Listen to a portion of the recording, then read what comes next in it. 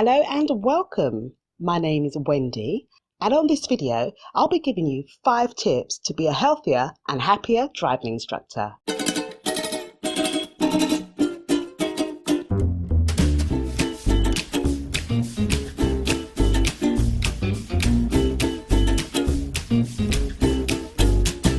Tip 1 is to drink more water. I don't know about you, but when I'm driving around all day, I tend to not want to drink too much because I don't want to end up going to the bathroom. However, this isn't very helpful or very healthy. Our body's made up of 60 to 70% water. We need to make sure that we're drinking the water because it's going to help us to lose weight, because it will fill up our stomach.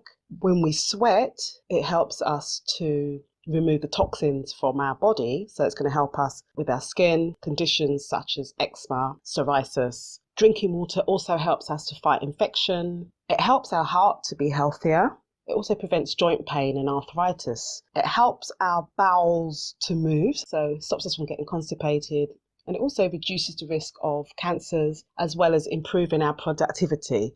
About 90% of our brain is made up of water. It will affect our concentration, our memory, mood, and also our decision making.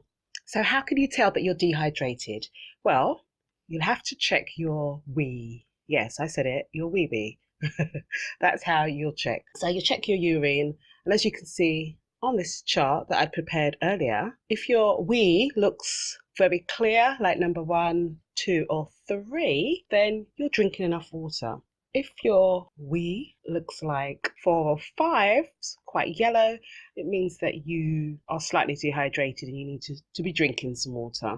And if it's looking like 6, 7, or 8, then you are severely dehydrated and you definitely need to drink water. Do also bear in mind that certain medications can also change the colour of your urine as well. Try to aim for a minimum of about 2 litres of water a day. Tip 2 is to eat healthy. It's so easy to be driving around and looking for a bathroom and being hungry and just going to the nearest drive-through, especially for parking and all those practical things that we face as driving instructors. However, it's not helping our health. Some of the side effects of us eating this unhealthy food is heart disease, obesity, type 2 diabetes, and a whole host of other diseases. However, it is easier said than done to avoid junk food.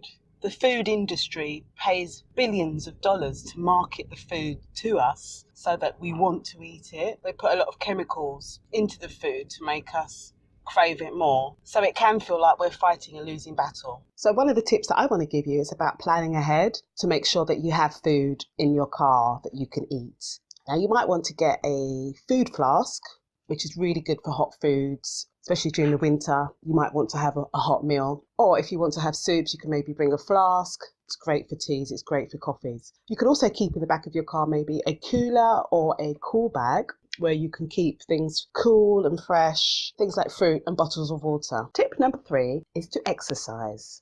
Now, our bodies were not designed to be sitting in a car for 8-10 hours a day. Our bodies are designed to move. I don't know about you, but I definitely have some lower back issues as well as my hip. I think I'm falling to pieces actually.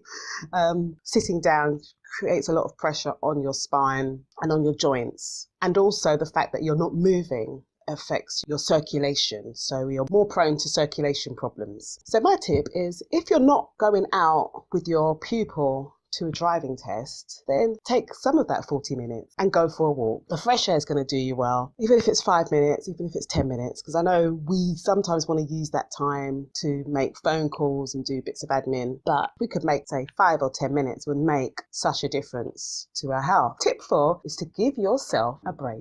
Now, it's so easy to be sitting in that car all day. So just giving yourself a lunch break, if it's just 15 minutes, rather than sitting in the car eating, maybe parking the car up, maybe going to a local park, just walking, sitting. I mean, obviously that's not always possible in terms of our job, in terms of depending on where your next lesson is and how much time you have and parking. You know, these are all things that we have to think about. Or it could be that you actually go and have a meal in a cafe, actually sit down, use a knife and fork.